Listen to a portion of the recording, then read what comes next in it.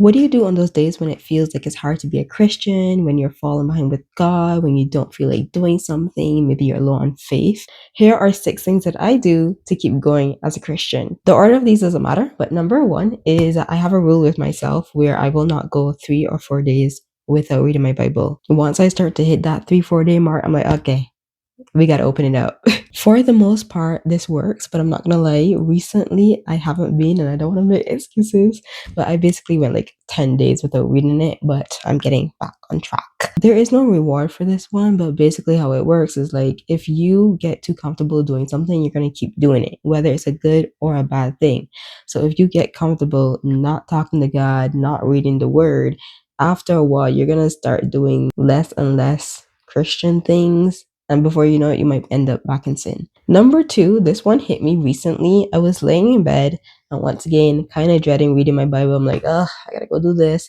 And then I thought to myself, the devil is happy every time I don't do what I'm supposed to do. The demons are rejoicing. And I need to get my butt up, read the Bible, and make some demons upset. I'm like, think about that. Like every time that you are choosing not to spend time with God, not to do what God has told you, who are you making happy here? It ain't God. Number three, when you don't feel like doing it, that's exactly when you should do it. In those moments, that's when you need to get up and do it. And another thing too, sometimes I'd be scrolling on my phone again, putting off spending time with God. And I tell myself, you know what? Instead of me waiting till later, oh, I'm gonna do it later, I'm gonna do it later, I'm gonna do it then, I'm gonna do it in an hour. Just get up and do it right now. Just get up and do it right then and there. And the funny thing about this one is that every single time that I do this, I always sit there, I'm like, damn, I was putting this off. Like, I start enjoying reading the Bible. I almost want to spend more time doing it. Number four, if I have time to go on my phone and I have time to do all these other things during the day, I have time for God. I'm going to get it done. Like, there's no reason why we have 24 hours in a day and we can make time for everything else. But when it's God, we're like, oh, I'm just going to do this another time. Or, God, you understand. Nuh-uh. Come on, you got the time, you got the energy, make it happen. Number five, I will ask the Holy Spirit to intercede for me. So sometimes, like on the very, very rare occasion, if I'm like sick or you're feeling really lazy, you want to go to bed, or even sometimes when I'm praying and then like I forget what I wanted to pray about, or you start crying in the middle of the prayer, I will literally just ask the Holy Spirit to intercede for me. So you can basically just ask Jesus or the Holy Spirit to pray for you. Number six is that showing up is what matters most. So sometimes it feels like I have so much to do, not even just in my life in general, but from a Christian perspective. Well, you got to go to church, you got to watch this, you got to do that, you got to fast, you got to pray.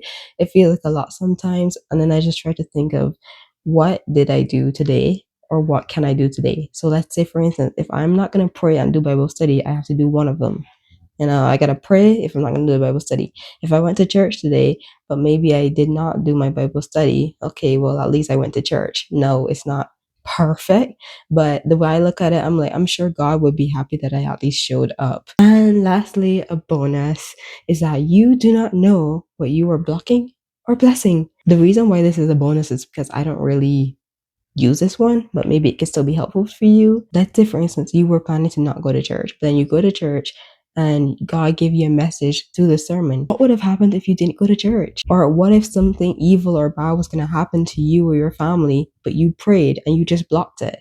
So it's just like you never know what you are blocking or what you are blessing, what you are standing in agreement with. And that's just more of a reason why you need to spend some time with God, why you need to keep showing up as a Christian, why you need to keep pushing, keep going.